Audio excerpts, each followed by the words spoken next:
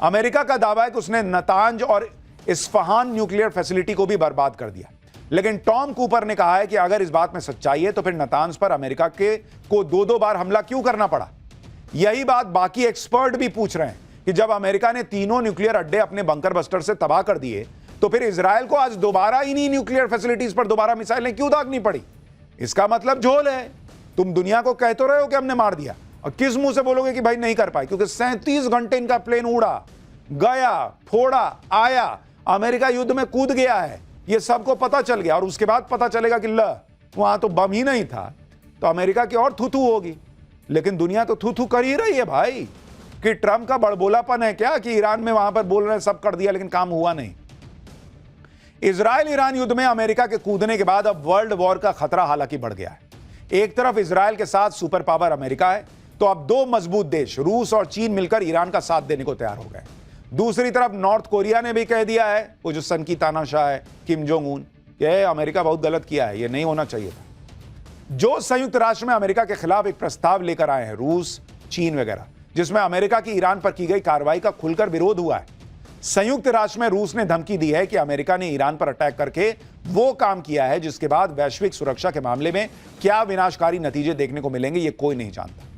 चीन कह रहा है कि अमेरिका अपनी विश्वसनीयता खो चुका है और अब हालात नियंत्रण से बाहर हो सकते हैं। संयुक्त राष्ट्र में नॉर्थ कोरिया ने भी इजराइल और अमेरिका को मिडिल ईस्ट में फैली अशांति का अपराधी बता दिया है। यानी ईरान के साथ रशिया, चाइना, नॉर्थ कोरिया सब खड़े हो गए। और डोनाल्ड ट्रंप जो पूरी दुनिया के फूफा बने घूम रहे थे, गया तुम पे इतना टैक्स लगा दूंगा, तुम पे उतना लगा दूंगा, ये कर दूंगा, वो कर दूंगा, भाई उनको भी अब देखना होगा, खाली हवाबाजी नहीं चलेगी ना। रूस और चीन ने तो अमेरिका के खिलाफ यूनाइटेड फ्रंट बनाने की कोशिशें शुरू कर दी है और इसको लेकर पुतिन और जिनपिंग के बीच बातचीत भी हुई है। यह बातचीत ऐसे वक्त पर हुई है जब कई रिपोर्ट्स में दावा किया गया है कि चीन के कई एयरक्राफ्ट ईरान में उतरे हैं। आशंका जताई गई है कि चीन ने ईरान में हथियार भेजे हैं। इतना ही नहीं, क्या चीन और रूस मिलकर अब अमेरिका से बदला लेने की तैयारी शुरू कर चुके हैं? यह सवाल इसलिए भी इंपॉर्टेंट है क्योंकि आज ही ईरान के विदेश मंत्री अब्बास अराक्ची रूस पहुंचे हैं, जहां उन्होंने रूस के राष्ट्रपति व्लादिमीर पुतिन से मुलाकात की। आप तस्वीरें देखिए, यह आज की तस्वीर है। ईरान के विदेश मंत्री बैठे हैं और सामने पुतिन बैठे हुए हैं, दोनों की मीटिंग हुई है। सूत्रों के मुताबिक ईरानी विदेश मंत्री ने खामनेई की एक चिट्ठी पुतिन को सौंपी है और इस चिट्ठी में रूस से समर्थन मांगा गया है।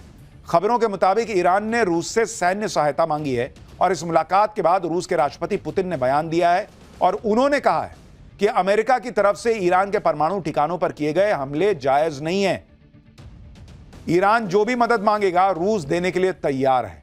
यानी रूस तो खुला कह रहा है भाई कि मैं ईरान के साथ हूं, अमेरिका गलत कर रहा है।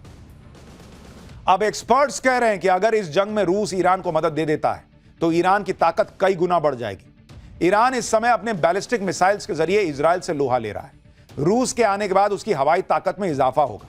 खबर है कि ईरान रूस से S-400 एयर डिफेंस सिस्टम मांग रहा है और चीन तो पहले ही ईरान को हथियारों की सप्लाई शुरू कर चुका है।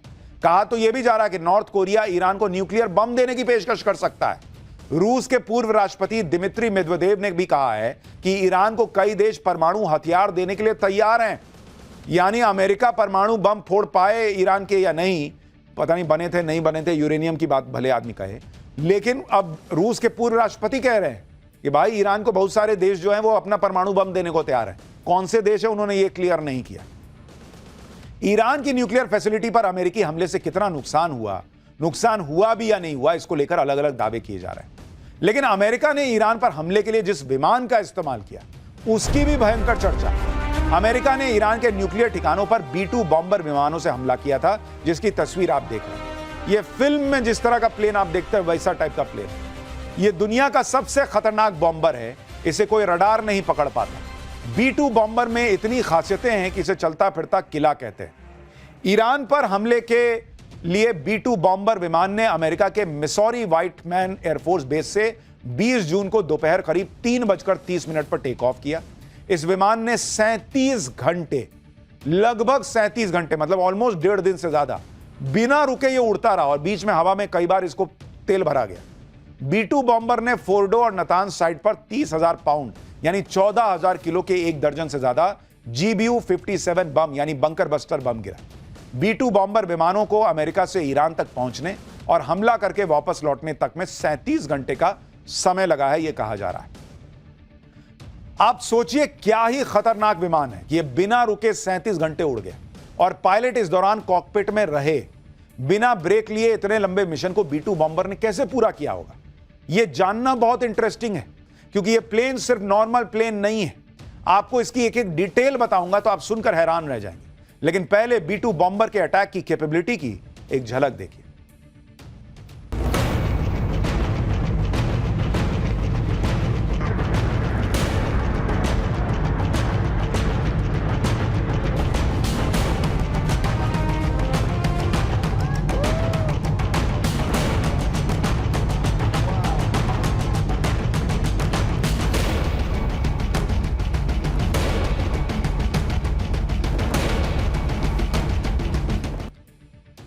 इस प्लेन को अगर आप देखिए तो ऐसा लगता है जैसे चील नहीं उड़ता है, वैसे टाइप का, देखिए वैसा ही लग रहा है, ईगल टाइप। B-2 बॉम्बर इतना खतरनाक है कि अमेरिका ने इसे किसी देश को दिया ही नहीं। B-2 बॉम्बर के बारे में कहा जाता है कि अगर यह दुश्मन के एयर स्पेस में घुस गया मतलब दुश्मन का खत्म होना तय है। B-2 स्टेल्थ बॉम्बर आम लड़ाकू विमानों की तरह नहीं है। अगर आप इसे गौर से देखेंगे तो B-2 बॉम्बर प्लेन किसी बाज के पंख की तरह दिखता है, जिसमें अलग से कोई टेल नहीं होती। इसके दोनों पंखों की लंबाई 52 मीटर होती है। इसका वजन करीब 71,700 किलो है। 1,70,000 किलो के हथियार ले जा सकता है। 16 परमाणु बम और 80 छोटे बम ले जाने की काबिलियत रखता है। बिना रिफ्यूलिंग के 11,000 किलोमीटर तक उड़ान भर सकता है। यानी B-2 बॉम्बर हवा में उड़ती हुई मौत की फैक्ट्री है, जो अपने दुश्मनों को का सफाया कर देता है। आप यह जानकर हैरान रह जाएंगे कि B-2 बॉम्बर में पायलट्स के लिए शानदार सुविधाएं होती हैं। भाई बिना उसके कोई 1.5 दिन कैसे उड़ेगा। B-2 बॉम्बर लंबी उड़ान के लिए ही बनाया गया है और इस दौरान पायलट को तकलीफ ना हो इसके लिए B-2 बॉम्बर के अंदर मिनी रेफ्रिजरेटर होता है। B-2 बॉम्बर में माइक्रोवेव ओवन भी लगा हुआ है। पायलट के लेटने और आराम करने के लिए भी जगह है। 2 पायलट इसे उड़ाते हैं और इसमें ऑटो पायलट का भी विकल्प है कि भाई अब कितना 37 घंटा मैं नहीं उड़ा सकता, तो ऑटो पायलट लगा दीजिए, वो अपना भाई उड़ाता रहता है। उसके बाद आप उठे कि हाँ आप पहुंचने वाले हैं, तो अब आप उठे, अपना देखा, अपना धाड़ गिराया। फ्रिज है भाई, थोड़ा कुछ ठंडा उंडा पिए, अपना रिलैक्स किए, माइक्रोवेव में खाना वाना गर्म किए खाए, उस टाइप से मामला चल रहा है।